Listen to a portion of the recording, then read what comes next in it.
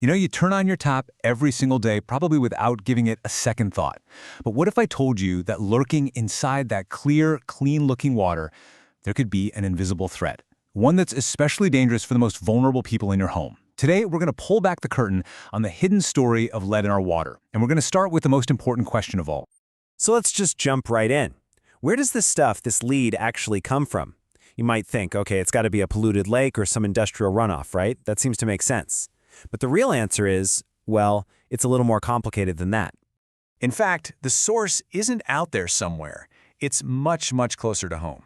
The whole problem starts on the water's journey after it leaves the treatment plant and starts heading towards your house.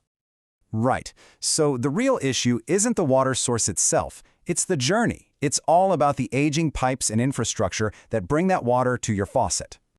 And here's the core of it.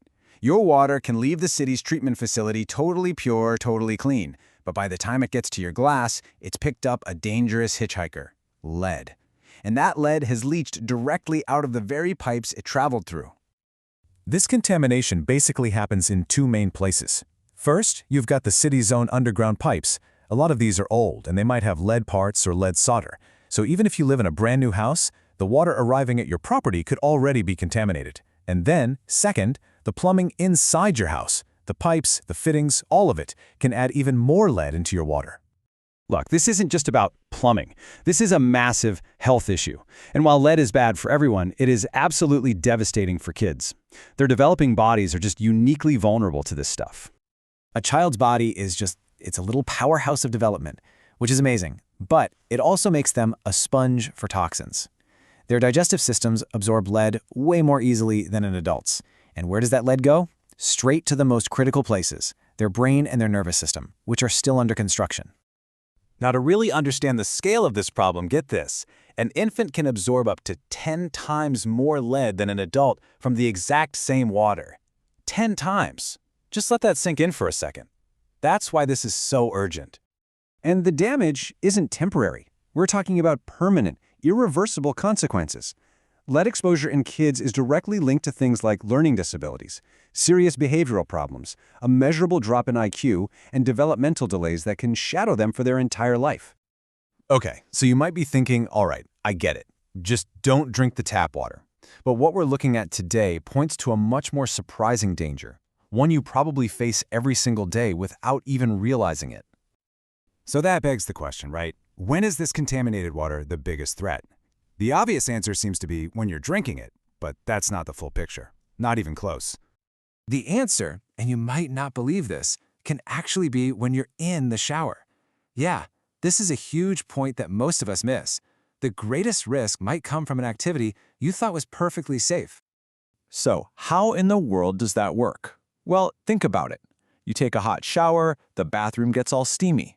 You're breathing in that steam, which can carry tiny lead particles directly into your lungs and into your bloodstream. At the same time, the hot water is opening up your pores, making your skin absorb more. It's basically the perfect storm for lead exposure. Now, because this whole threat is so misunderstood, a ton of myths have popped up about how to fix it. So let's just dive in and debunk some of the most common and, frankly, the most dangerous ones. Okay, this is the big one. Everybody thinks that boiling water makes it pure, right? But when you're dealing with lead, the exact opposite is true.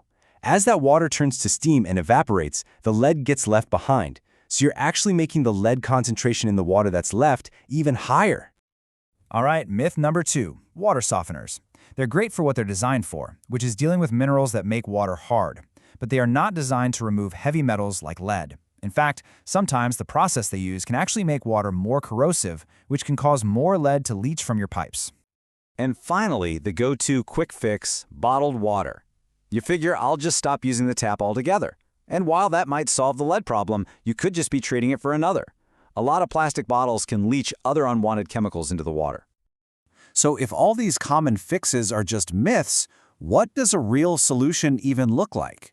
Well, according to the material we're looking at, it's not some magic bullet. It's a smart, comprehensive, two-part strategy. And the logic here is actually pretty simple, but it's powerful. You have to tackle the problem at two critical points. First, right where the water enters your home, and second, right where you're going to use it for drinking and cooking. That's how you get total protection, from your shower to your coffee pot. So this two-part system is all about complete coverage. The first piece of the puzzle is a whole house filter. Think of it as your first line of defense, guarding the gate where water comes into your home. The second piece is a point-of-use purifier, usually under your kitchen sink, which gives a final polish to the water you're actually going to drink and cook with. That whole house system, that's the heavy lifter. You install it at your main water line, and its job is to knock down the lead from the very start. Some of these systems can also handle hard water, but they do it in a way that keeps essential minerals like magnesium. And the best part? They can do all that without using electricity or creating wastewater. Then, for that final layer of protection, you've got the undersink system.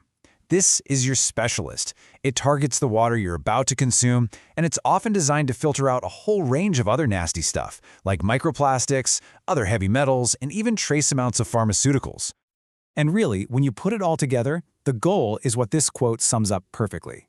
It's not just about filtering water, it's about getting cleaner, healthier, and safer water for you, for your kids, and honestly, for your own peace of mind.